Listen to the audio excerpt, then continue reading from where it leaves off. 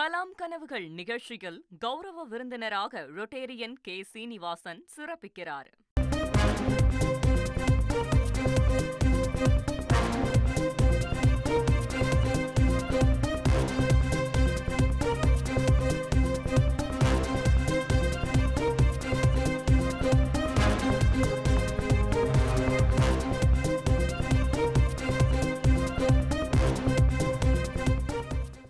செம்மண் குவாரி முறைகேடு வழக்கு தொடர்பாக முன்னாள் அமைச்சர் பொன்முடி நீதிமன்றத்தில் ஆஜராகியிருக்கிறார். விழுப்புரம் மாவட்ட நீதிமன்றத்தில் முன்னாள் அமைச்சர் பொன்முடி தற்போது ஆஜராகியிருக்கிறார். பொன்முடி, அவரது மகன் சிகாமணி உட்பட 7 பேர் இந்த விசாரணைக்காக ஆஜராகியிருக்கிறார்கள் என்ற செய்தியை நாம் பார்த்து வருகிறோம்.